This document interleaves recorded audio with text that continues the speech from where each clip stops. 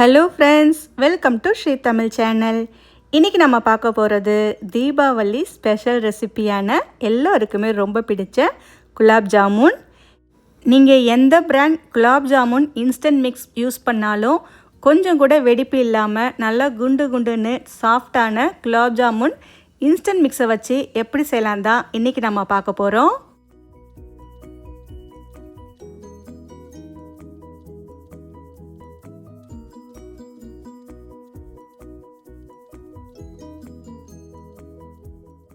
முதல்ல ஒரு பாத்திரத்தில் 2 கப் அளவுக்கு சர்க்கரை சேர்த்துக்கங்க. நான் இன்றைக்கி 125 கிராம் குலாப் ஜாமுன் மிக்ஸ் எடுத்திருக்கேன். அதுக்கு 2 கப் அளவு சர்க்கரை சரியாக இருக்கும். அடுத்து எந்த அளவுக்கு சர்க்கரை சேர்க்குறீங்களோ அதே அளவுக்கு தண்ணியும் சேர்த்துக்கங்க. அதாவது 2 கப் சர்க்கரைக்கு 2 கப் அளவுக்கு தண்ணி சேர்த்துக்கங்க. இப்போ அடுப்பை மீடியம் ஃப்ளேமில் வச்சு இந்த சர்க்கரை தண்ணியில் நல்லா கரையிற வரைக்கும் கலந்து விட்டுட்டே இருங்க. சர்க்கரை தண்ணியில் நல்லா கரைஞ்சி மீடியம் ஃப்ளேமில் ஒரு 4 நிமிஷம் நல்லா கொதிக்கணும். தண்ணி கொதிக்க ஆரம்பித்த உடனே கொஞ்சமாக குங்குமப்பூ சேர்த்துக்கங்க. தண்ணி பார்த்திங்கன்னா ஒரு 4 நிமிஷம் நல்லா கொதிச்சுக்கிட்டு இருக்குது. கலரும் நல்லா மாறி வந்திருக்கு. இந்த சமயத்தில் நாம் கையில் இந்த பாகு எடுத்து செக் பண்ணி பார்த்திங்கன்னா நல்ல பிசுபிசுப்பு தன்மையோடு இருக்கணும். சர்க்கரை பாகு பாதம் ரொம்பவே முக்கியம். ரொம்ப தண்ணியாக இருக்கக்கூடாது. கையில் தொட்டால் நல்லா கையில் ஒட்டுற மாதிரி பிசுபிசுப்பாக இருக்கணும். இந்த அளவுக்கு இருந்தால் நமக்கு சரியாக இருக்கும். இந்த சமயத்தில் நாம் ஸ்டவ்வை ஆஃப் பண்ணிடலாம். ஸ்டவ்வை ஆஃப் பண்ணதுக்கப்புறமா ஒரு 2 ஏலக்காயை தட்டி சேர்த்துக்கங்க. அடுத்து இதில் ஒரு 2 சொட்டு ரோஸ் எசன்ஸ் சேர்த்துக்கங்க. இந்த மாதிரி எசன்ஸ் சேர்க்கும்போது கடைகளில் கிடைக்கிற குலாப் ஜாமுன் மாதிரியே ஃப்ளேவர் இருக்கும். அதுக்காகத்தான். தேவையில்லைன்னா கண்டிப்பாக இதை ஸ்கிப் பண்ணிக்கலாம். இது அப்படியே இருக்கட்டும். அடுத்து ஒரு பாத்திரத்தில் 125 gram instant gulab jamun mix எடுத்திருக்கேன்.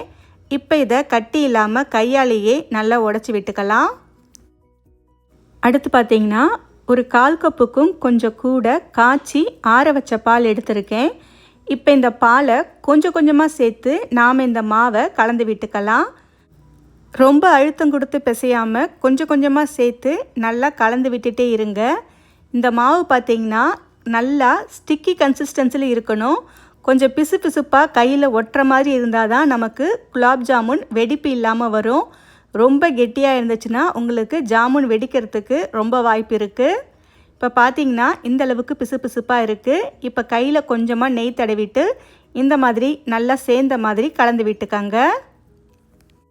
இப்போ பார்த்திங்கன்னா மாவு நமக்கு நல்லா ரெடி ஆகிடுச்சு. இப்போ இதை ஒரு ஈரத்துணி போட்டு நல்லா மூடி வச்சிடுங்க. ஒரு 5 நிமிஷம் அப்படியே இருக்கட்டும்.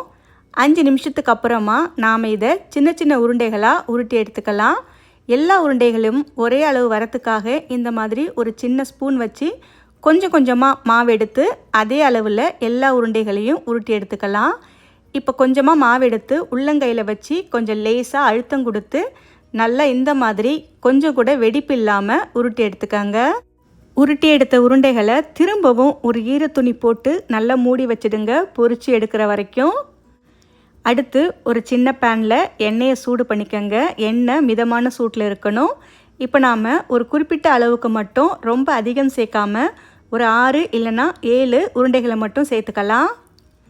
சேர்த்ததுக்கப்புறம் அடுப்பை மீடியம் லோ ஃப்ளேமில் வச்சு வேக விடுங்க.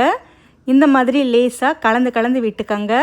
இந்த மாதிரி கலந்து விடும்போது எல்லாமே ஒரே மாதிரி செவந்து வரும்.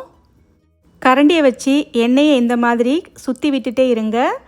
கொஞ்ச நேரத்துலேயே பார்த்தீங்கன்னா ஒவ்வொரு உருண்டையாக நல்லா செவந்து இந்தளவுக்கு வரும். இந்தளவுக்கு செவந்து வந்ததும் இப்போ நாம் இதை ஒவ்வொன்றா வெளியே எடுத்துடலாம். இதே மாதிரி எல்லா உருண்டைகளையும் சேர்த்து பொரிச்சு எடுத்துக்கங்க. இப்போ பார்த்திங்கன்னா 2 பேட்ச் மட்டும் பொரிச்சு எடுத்திருக்கேன். இது கொஞ்சம் ஆறுனதுக்கு அப்புறமா நாம் சர்க்கரை பாகில் சேர்த்துக்கலாம். சர்க்கரை பாகு வெது வெதுப்பான சூட்டில் இருக்கணும். அதே மாதிரி இந்த உருண்டைகளுமே கொஞ்சம் வெது வெதுப்பான சூட்டில் இருக்கணும். ரொம்ப கொதிக்க கொதிக்க இருக்கக்கூடாது. ரெண்டுமே வெது வெதுப்பான சூட்டில் இருக்கும்போது தான் நமக்கு நல்லா ஊறி சாஃப்டாக வரும். இப்போ பார்த்திங்கன்னா இதை சேர்த்ததுக்கப்புறம் ஒரு முறை நல்லா கலந்து விட்டுக்கங்க. இப்போ 3வது பேட்சையும் பொரித்து சேர்த்து ஒரு முறை இந்த மாதிரி நல்லா கலந்து விட்டுக்கிறேன். அவ்வளவுதான். இப்போ இதை அப்படியே வச்சிடுங்க. ஒரு 2 மணி நேரம் அப்படியே இருக்கட்டும்.